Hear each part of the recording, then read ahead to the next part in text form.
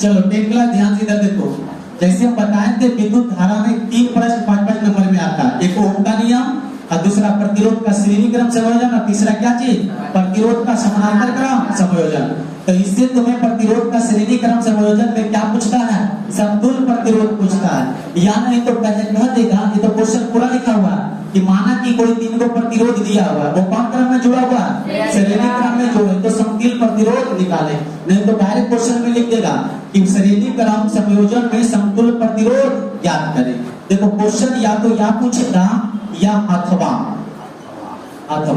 अथवा में क्या पूछेगा श्रेणी क्रम संयोजन में श्रेणी क्रम समायोजन में क्या ज्ञात करें समतुल्य प्रतिरोध ज्ञात करें। या तो क्वेश्चन या पूछेगा या तो या रहेगा। तो दोनों सेम है कि अलग अलग है सेम है। तो सबसे पहले बताओ प्रतिरोध का श्रेणी क्रम संयोजन किसे कहते हैं। अभी बताएं पहले प्रतिरोध का दूसरा सिरा और दूसरे प्रतिरोध का पहला सिरा इत्यादि क्रम में जोड़ा जाए तो इसे हम कौन सी कहते हैं प्रतिरोध का श्रेणी क्रम संयोजन। हाँ तो तीनों प्रतिरोध को जोड़ा जाए, देखो जोड़ते तीनों को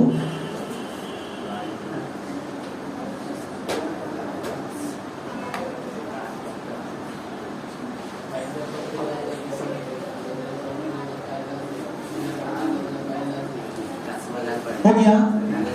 देखो इधर प्रतिरोध का नाम ए और क्या चीज दे दिए बी। ए बी हो गया, ये क्या हो गया बी सी हो गया, ये क्या हो गया सी डी हो गया। कई प्रतिरोध है R1 R2 R3 हो गया। तो देखो इधर ध्यान से कह रहा है कि माना कि R1 R2 R3 प्रतिरोध, तो तीनों प्रतिरोध को कौन क्रम में जोड़ दिए श्रेणी क्रम में। तो जैसे हमने जोड़ा उस तरह से लिख देंगे। क्या लिखेंगे सोल्यूशन में देखो फिगर है, इस तरह से पहले फिगर ड्रा कर लेगा। बोलेंगे माना कि R1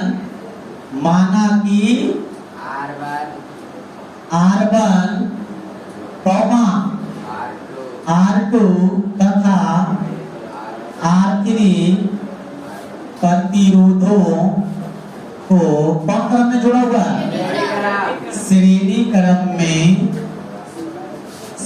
क्रम में जोड़ा गया है। जोड़ दिए। आप बोले इस तरह से प्रतिरोध जोड़ करके क्या करके जोड़ करके इसमें हम बैटरी से करंट सप्लाई कर देते हैं। किससे करंट सप्लाई कर देते हैं बैटरी से करंट सप्लाई कर देते हैं।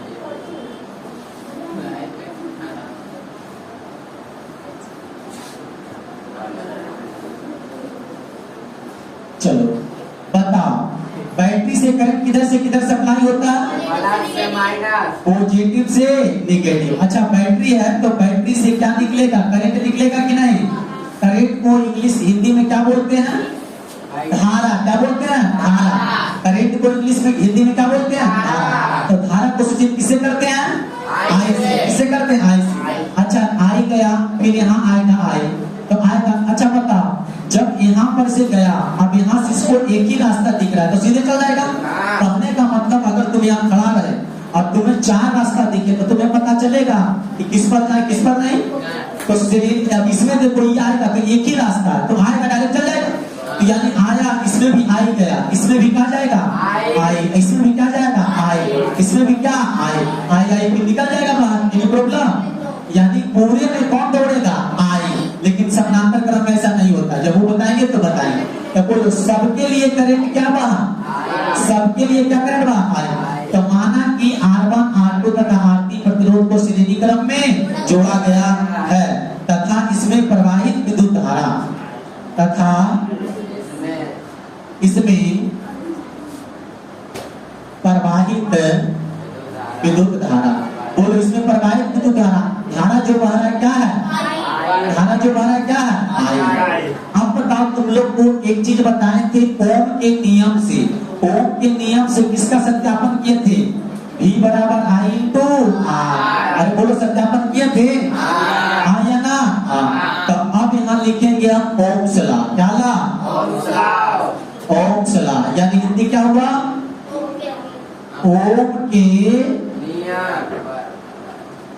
ओम के नियम से ओम के नियम से हम क्या जानते हैं, बोलो तो V बराबर I इंटू R, V बराबर I इंटू R। अच्छा, पहला प्रतिरोध का R क्या है, पहला प्रतिरोध का R क्या, R1। पहला प्रतिरोध का R क्या, R1। अब पहला प्रतिरोध के लिए धारा कितना इससे बह रहा, I।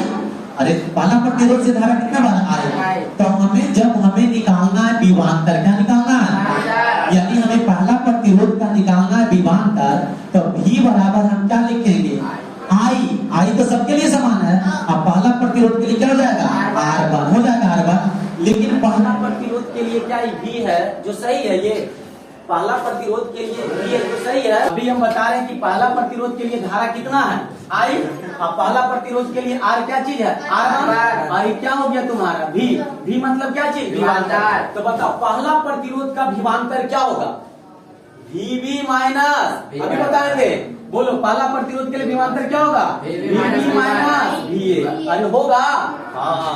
तो अब क्या लिखेंगे, यहाँ पर देखो लिखेंगे, चूंकि पहले प्रतिरोध का विभवांतर, यानी पहले प्रतिरोध का विभवांतर, तो बोलो प्रतिरोध का विभवांतर क्या होगा, क्या होगा, VB माइनस VA होगा कि नहीं। तो इसलिए बताओ ओम के नियम से V बराबर I इंटू R। तो V के मान क्या लिखेंगे, VB माइनस क्या चीज, VA बराबर I इंटू R। तो I इंटू R की जगह क्या चीज, R1। समीकरण नंबर 1 आई समझ में। यानी पहले प्रतिरोध का विभवांतर VB माइनस VA, यानी VB माइनस VA बराबर क्या हो गया, I R1। इसी तरह से हम तीनों प्रतिरोध का लिखेंगे। तो बताओ, अब बताओ दूसरा प्रतिरोध के लिए क्या चीज लिखेंगे, विभवांतर। तो बोलो दूसरे कब नहीं करो, दूसरे प्रतिरोध का विभवांतर क्या लिखेंगे, बताओ दूसरा प्रतिरोध के लिए VC माइनस VB। हाँ, VC माइनस VB। तो इसलिए तुम लोग बता दो, तो V बराबर I इंटू R होता है, तो VC माइनस VB बराबर I इंटू R2। समीकरण नंबर 2 पता चल रहा है। चलो, जब दूसरा निकाल दिए VC माइनस VB बराबर I इंटू R2। अब तुम लोग बताओ तो सबके लिए I का मान क्या होगा, सबके लिए I का मान क्या होगा, समान, क्योंकि धारा वही वाला। अगला बोलो क्या लिखेंगे, तीसरे प्रतिरोध का विभवांतर, तीसरे प्रतिरोध का विभवांतर। तो बोलो तीसरे प्रतिरोध का विभवांतर क्या लिखेंगे, VD माइनस VC। तो इसलिए बता दो तो क्या होगा, VD माइनस VC बराबर I into R3, I into R3। समीकरण नंबर क्या आ गया, बस तीनों समीकरण पता चल गया। बोलो तीनों से समीकरण पता चला। पहला बोलो VB माइनस VA बराबर I into R1, VC minus VB बराबर I इंटू R2। उसके बाद बताओ तीसरे प्रतिरोध का विभवांतर VD माइनस VC बराबर I इंटू R3। समीकरण 1 2 3 तीनों को जोड़ दो, क्या लिखेगा, समीकरण 1 जोड़ 2 जोड़ 3 से। तो बताओ जब हम दोनों को जोड़ देंगे, तीनों को जोड़ेंगे, तो ध्यान से देखो तो जरा लिख देते हैं अभी, VB माइनस VA, उसके बाद बोलो VC minus VB, VC minus VB, उसके बाद बोलो VD माइनस VC, बोलो उसके बाद तीसरा क्या चीज है, VD minus VC, VD minus VC, यही ना। अच्छा बताओ इतना बराबर क्या है, IR, इतना बराबर क्या है, IR, इतना बराबर क्या है, IR3, सही ना। जोड़ो इसको, तब बोलो VB प्लस में VB माइनस में कट गया, हाँ। VC प्लस में VC माइनस में कट गया। तो ये क्या आया देखो तो, VD माइनस VA आया, बराबर क्या आया, जोड़ो इधर क्या आएगा, IR1 plus IR2 plus IR3, यही आएगा ना। अरे हाँ या ना। अच्छा बताओ VD minus VA, VD minus क्या आया, VA। अच्छा गौर से देखो ना, VD माइनस VA, मान लिया जाए यहाँ से यहाँ तक हम मान लेते हैं एक प्रतिरोध, क्या मान लेते हैं, अगर यहाँ से यहाँ मान लेते हैं एक प्रतिरोध, वो प्रतिरोध को हम डिनोट करते हैं किससे, R से। तो बोलो अगर यहाँ से यहाँ मान लिया हम एक प्रतिरोध है, तो इसका विभवांतर क्या होगा, VD माइनस VA होगा कि नहीं। तो नीचे वही बात लिखेंगे, कटेगा नहीं ना,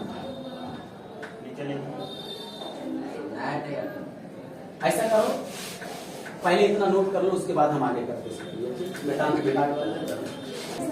ए बाबू, अभी हम ये समीकरण तीनों ला करके जोड़े फिर से, तो ये समझ में आया। इस समीकरण को नाम हम देते हैं, समीकरण नंबर क्या होगा? 3 तक खत्म हो गया। इस समीकरण का नाम क्या हो गया? 4। क्या हो गया? 4। अब ध्यान से देखो बाबू, आया हुआ है VD माइनस VA, यानी VD माइनस क्या चीज? VA। हम ये पूरा को मान लेते हैं एगो प्रतिरोध। क्या मान लेते हैं? एगो प्रतिरोध। तो देखो क्या लिखेंगे, जो समझो लिखेंगे, माना कि ए और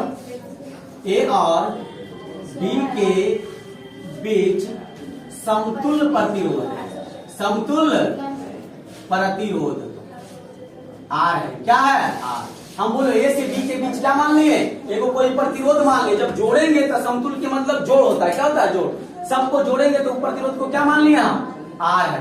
तो बताओ आर है, इसलिए ए और डी के बीच के विभवांतर क्या होगा? ए और डी के बीच के विभवांतर बोलो तो VD माइनस क्या होगा? VD माइनस क्या होगा? VA होगा कि नहीं? और जब इसका प्रतिरोध R माने तो पूरा में करंट क्या बह रहा? I है ना बह रहा, यानी क्या होगा? I इंटू क्या हो जाएगा? R। I इंटू क्या हो जाएगा? R। ये समीकरण नंबर क्या हो गया? 5। समीकरण नंबर 5। अब जरा ध्यान से देखो तो 4 और 5 को, 4 और कई को?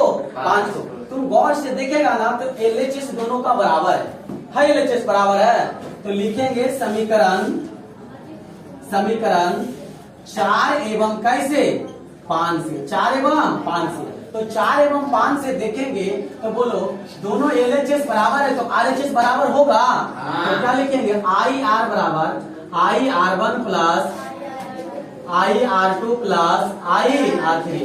बोलो तो जरा यहाँ क्या कॉमन? I कॉमन है, तो R1 plus R2 plus R3। I से I खत्म, इसलिए R बराबर क्या दिया? R1 plus R2 plus R3। बोलो श्रेणी क्रम संयोजन में समतुल्य प्रतिरोध यही होता है ना? यानी R बराबर क्या होता है? R1 plus R2 plus R3। बस यही क्वेश्चन आता है 5 नंबर में। ठीक है, लैंग्वेज इस तरह से दो को पूछेगा, क्या बनेगा कि नहीं? नोट कर लो। चलो।